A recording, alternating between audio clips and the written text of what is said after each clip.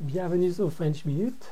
Voici une petite vidéo d'introduction à ce French Minute grammaire et exercice consacré à l'indicatif passé composé.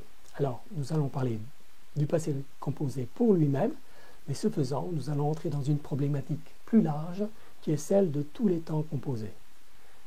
Celle du plus que parfait de l'indicatif, du futur antérieur de l'indicatif, du conditionnel passé, du subjonctif passé, etc.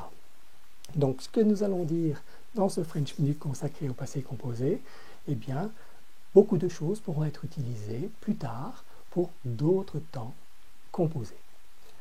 Voici un petit corpus pour illustrer les problèmes liés à la formation et à l'utilisation du passé composé. J'ai mangé ma soupe, elle a été acceptée par ma famille, cette lettre, je l'ai lue, elles se sont mises à chanter, ils sont déjà partis, la porte s'est ouverte, les amis qu'il a eus, elles ne se sont pas comprises, ils sont revenus seuls, elles se sont lavé les mains.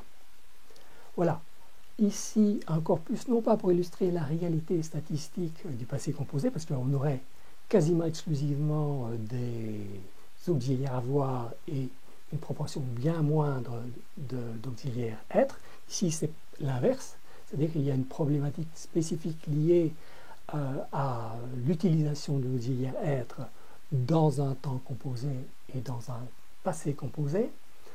Alors ici, voici donc des exemples de passé composé. Qu'est-ce que l'on remarque? Bien, je crois une grande complexité formelle. Le passé composé est composé d'un auxiliaire et d'un participe passé. Bon, j'ai mangé, elle a été acceptée, je l'ai lu, elles se sont mises. Ici, j'ai l'auxiliaire avoir, ici l'auxiliaire être.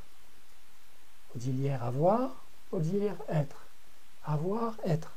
Nous allons nous intéresser dans ce French Minute à la question du choix de l'auxiliaire. Alors, statistiquement, c'est généralement avoir, mais il y a des cas où il faut mettre l'auxiliaire être. Nous allons nous intéresser à une procédure qui va nous permettre de ne pas nous tromper dans le choix de l'auxiliaire. Manger, accepter, laver. Il semble que les participes passés des verbes en ER soient très faciles à former. Je retire le ER de l'infinitif et je mets E accent aigu. E accent aigu. Mais ici, nous avons le verbe lire, lire, lu. C'est déjà plus compliqué. Ouvrir, ouvert. Avoir, eu. Revenir, revenu. Il y a une question qui est liée à la forme du participe passé. C'est une question de vocabulaire, mais nous allons faire une petite vidéo aussi pour essayer de mettre un peu de structure dans cette problématique qui est surtout une question de vocabulaire. Manger et accepter et lu mise es, partie s, ouverte u es. Ah, il y a une question assez importante, la question de l'accord du participe passé. Question à la fois simple et complexe. Simple pour 98% des cas, complexe pour 2% des cas. Dans ce French Minute, nous allons nous intéresser à une méthode, la méthode des post-it, qui va s'intéresser à la manière simple de ne pas se tromper en faisant l'accord du participe passé. Donc, quand est-ce que je ne mets rien? Je n'ajoute rien. Quand est-ce que j'ajoute un E? Quand est-ce que j'ajoute un S? Quand est-ce que j'ajoute ES? Quand donc je fais l'accord au féminin? Quand je fais l'accord au pluriel? Quand je fais l'accord au féminin pluriel? Et pour le masculin singulier, je n'ajoute rien. Autre problématique, c'est que ici, j'ai mangé, il y a deux éléments, un auxiliaire et un participe passé. Ici, j'ai trois éléments. Deux éléments, trois éléments. Pourquoi? J'ai mangé ma soupe, c'est moi qui suis actif, pas la soupe. Cette lettre, je l'ai lue, c'est moi qui lis.